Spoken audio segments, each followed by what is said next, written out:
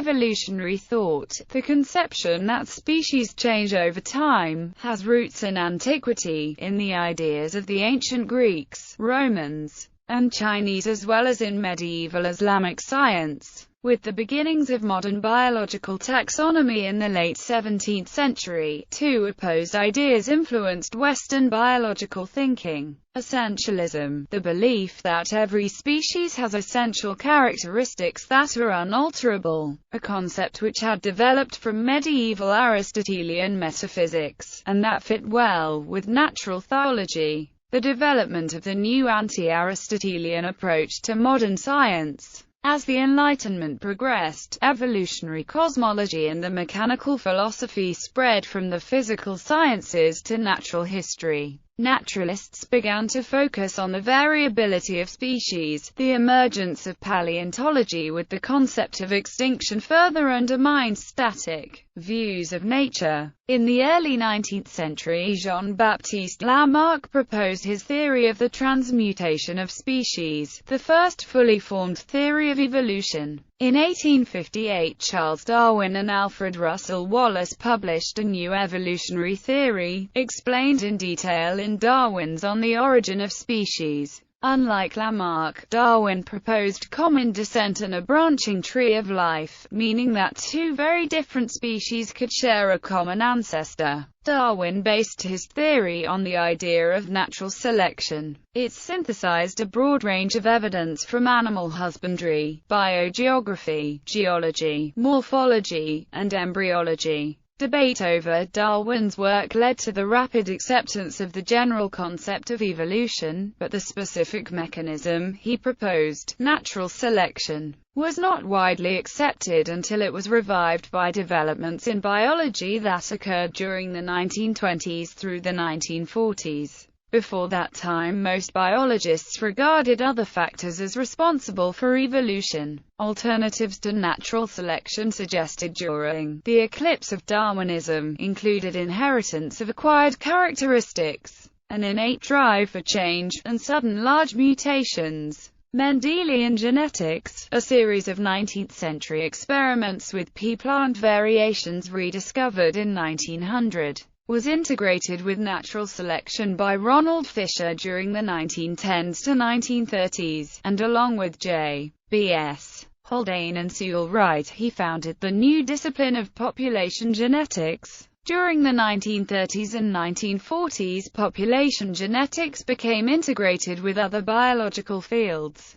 resulting in a widely applicable theory of evolution that encompassed much of biology. The modern evolutionary synthesis. Following the establishment of evolutionary biology, studies of mutation and genetic diversity in natural populations, combined with biogeography and systematics, led to sophisticated mathematical and causal models of evolution. Paleontology and comparative anatomy allowed more detailed reconstructions of the evolutionary history of life. After the rise of molecular genetics in the 1950s, the field of molecular evolution developed based on protein sequences and immunological tests, and later incorporating RNA and DNA studies. The gene-centered view of evolution rose to prominence in the 1960s, followed by the neutral theory of molecular evolution, sparking debates over adaptationism, the unit of selection, and the relative importance of genetic drift versus natural selection as causes of evolution. In the late 20th century,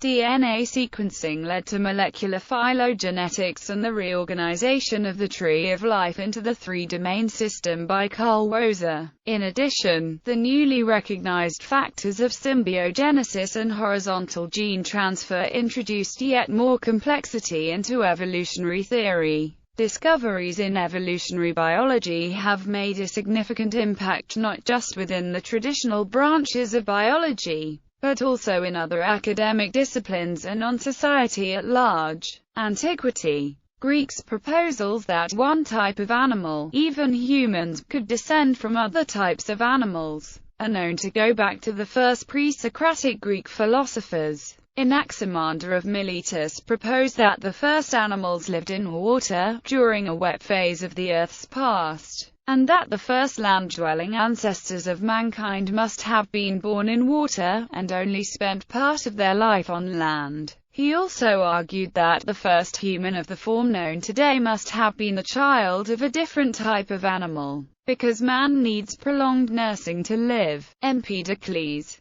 argued that what we call birth and death in animals are just the mingling and separations of elements which cause the countless tribes of mortal things. Specifically, the first animals and plants were like disjointed parts of the ones we see today, some of which survived by joining in different combinations, and then intermixing, and wherever everything turned out as it would have if it were on purpose, there the creatures survived, being accidentally compounded in a suitable way. Other philosophers who became more influential in the Middle Ages, including Plato, Aristotle, and members of the Stoic school of philosophy, believed that the species of all things, not only living things, were fixed by divine design. Plato was called by biologist Ernst Haeckel the great anti-hero of evolutionism, because he promoted belief in essentialism, which is also referred to as the theory of forms. This theory holds that each natural type of object in the observed world is an imperfect manifestation of the ideal form or species which defines that type.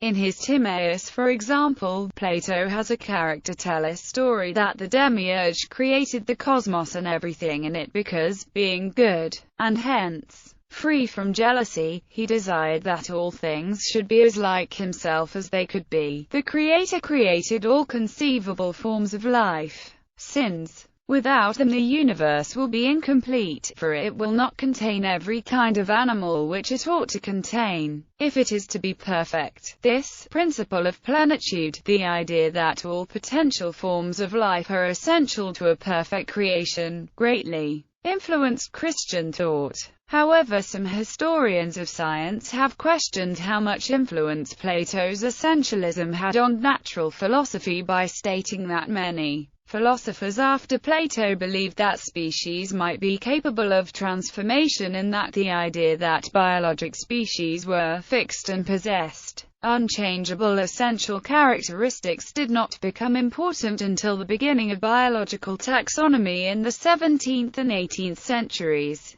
Aristotle, the most influential of the Greek philosophers in Europe in the Middle Ages, was a student of Plato, and is also the earliest natural historian whose work has been preserved in any real detail. His writings on biology resulted from his research into natural history on and around the island of Lesbos, and have survived in the form of 4 books, usually known by their Latin names: De Anima, Historia Animalium, De Generatione Animalium, and De Partibus Animalium. Aristotle's works contained some remarkably astute observations and interpretations, along with sundry myths and mistakes, reflecting the uneven state of knowledge during his time. However, for Charles Singer, nothing is more remarkable than Aristotle's efforts to exhibit the relationships of living things as a scala natura. This scala natura, described in Historia Animalium, classified organisms in relation to a hierarchical ladder of life, or great chain of being, placing them according to their complexity of structure and function, with organisms that showed greater vitality and ability to move described as higher organisms. Aristotle believed that features of living organisms showed clearly that they must have had what he called a final cause, that is to say that they had been designed for a purpose. He explicitly rejected the view of Empedocles that living creatures might have originated by chance.